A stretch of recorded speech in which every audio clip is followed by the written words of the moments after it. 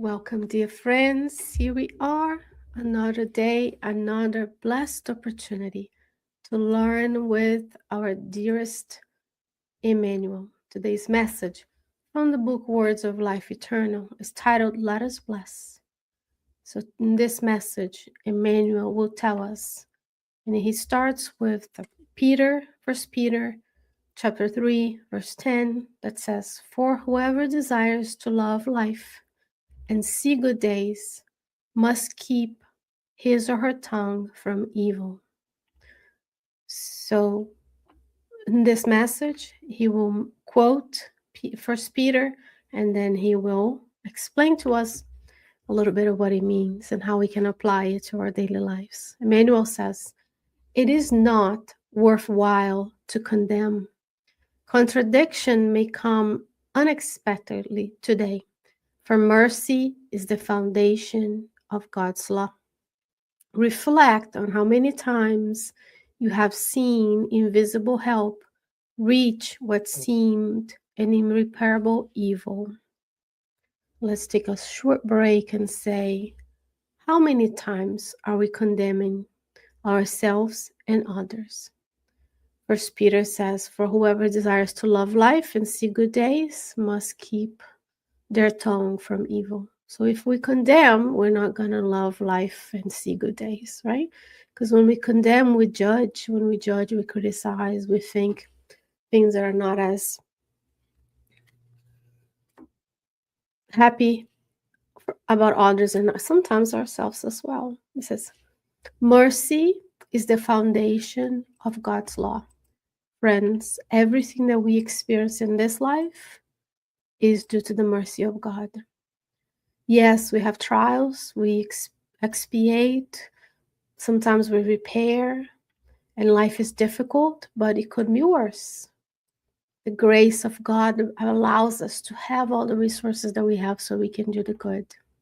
It says, how many times have you seen, reflect on how many times you've seen invisible help reach what seemed an irreparable evil. How many times we go around and we say, how this happened? This should have been condemned as an evil act and an invisible help. You and I receive this invisible help each and every day because that invisible help comes from God's divine resources, and the divine resources, the divine providence is emanating from God everywhere in the universe. And as we evolve, we absorb it and we use it. At our level, most of us just take advantage of it and receive it without even realizing that all that we have is a loan from God. And then he will give us some examples of that invisible help. He says, you have seen seriously ill people suddenly recover when they seem condemned to death. You have known wrongdoers transform into good people when they seemed lost in crime. You have faced complex problems that suddenly found solutions where they seemed unattainable, right? How many times we are going through something in life, faced these complex issues, and then a solution arrived. That's the invisible help of the good spirits that are around us. You have wept over troubling situations that eventually turned towards salvation. Whatever trial may be unfolding, restrain your tongue so that it does not curse. Very difficult to restrain. And not everything that comes to mind needs to leave the mouth, right? And everything that comes from the mouth originates in our hearts. So it really, our words reflect our true nature as loving, compassionate folks. You may be seeing everything around you through the lens of despair. Yet calm yourself and wait with confidence. So when we are so connected and so wired and so knowing everything that happens every hour at all times because of the blessings of connectivity, then we may live in this lens of despair, seeing that the world is all negative. But the majority of what is around is goodness. The universe is filled with goodness. In our solar system, we're the only ones who are still trials and expiations. Everybody else has moved on.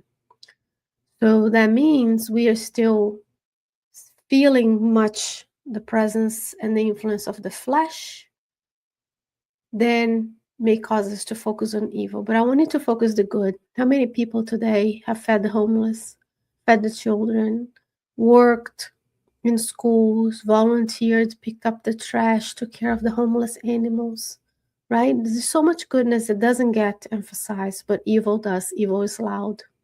And that's why you and I were striving to work for the good. We need to raise and be proud of the work of the good.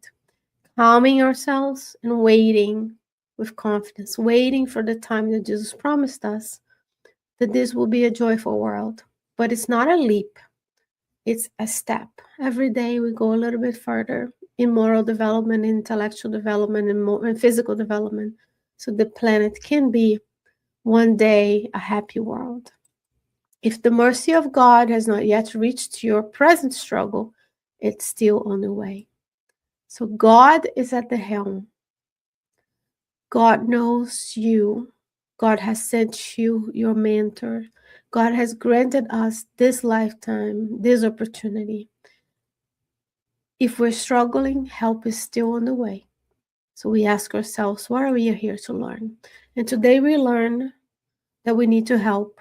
We need to help ourselves be better. We need to help others in order to grow, because that's the law of society. Dear friends, what a blessing to be with you today. I hope you've enjoyed this. Please share with others so they can be aware of this content. Follow us on the different social platforms, and I hope to see you soon. Bye-bye.